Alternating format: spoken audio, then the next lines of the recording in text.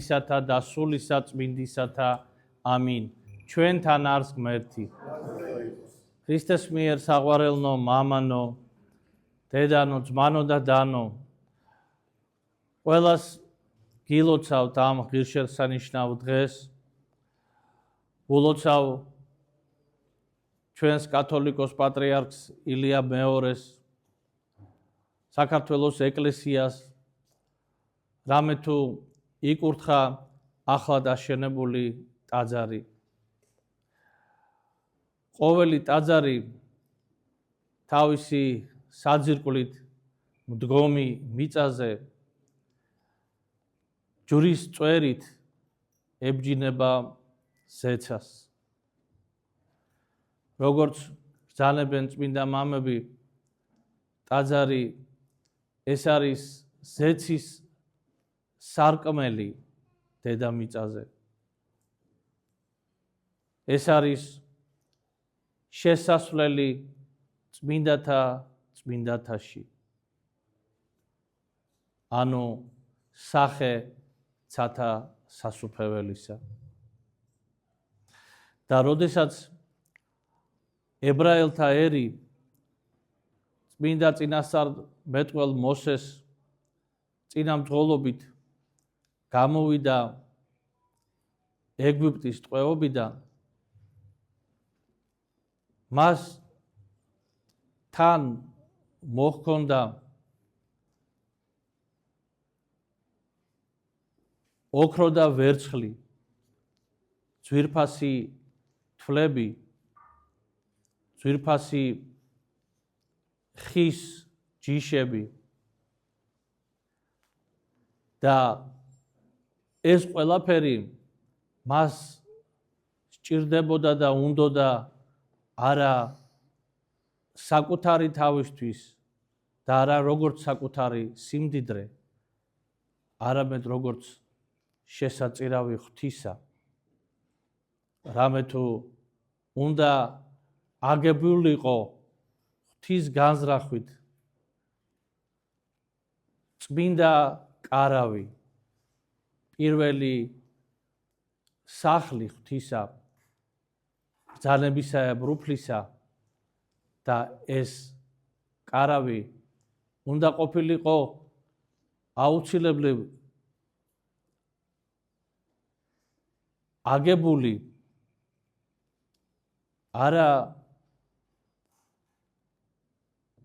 უპატივო, თქვათ, ან რომელიმე ისეთი იაფფასიანი მასალით, არამედ ძვირფასი იმ დროისათვის. რამე თუ ყველაზე ძვირფასი ადამიანს რაც გააჩნია, ეს არის მისი სული და ადამიანი უნდა მიხვდარიყო, რომ დედამიწაზე რაც მისთვის ძვირფასია, ის ღვთისთვის განეკუთვნებინა და შემდგომ ამისა კი ყველაზე უფრო ძვირფასი რაც არის ადამიანისათვის სული, ესეც მიეძღვნა უფლისთვის და ჩამდგარიყო ღვთისმსახურებაში სულით და არა მხოლოდ ხორცით.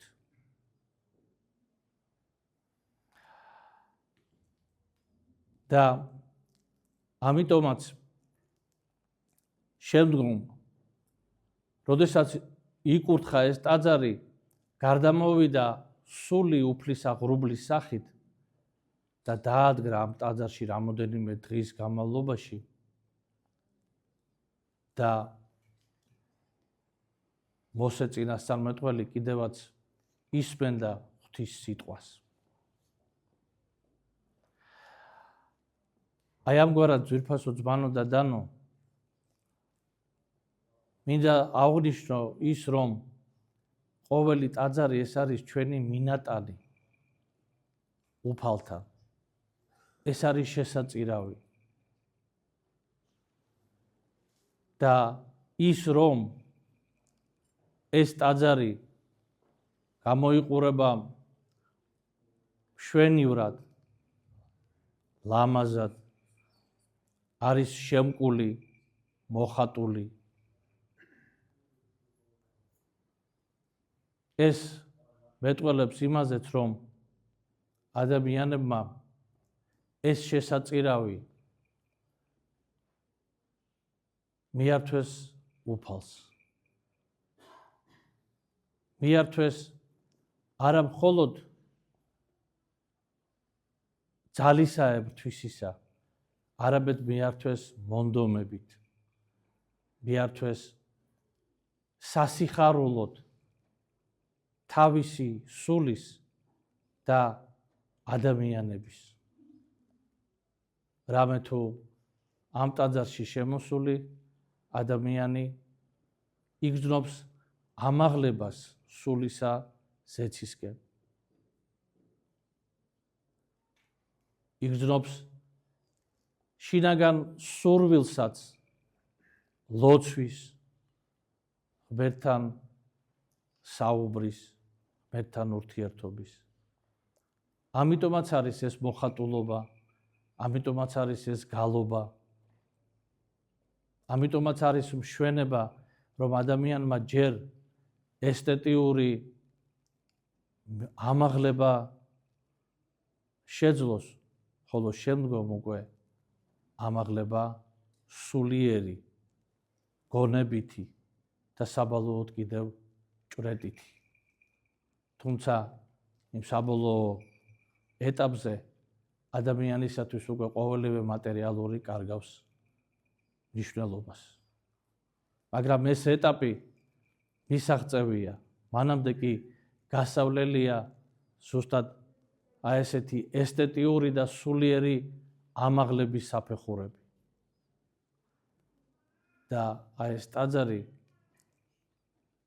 ეგზო მშვენიერი ამაში დაეხმარება აქ შემოსულ ადამიანს და რაც მთავარია, ეს ტაძარი ჩვენ შეგვახსენებს იმის შესახებ, რომ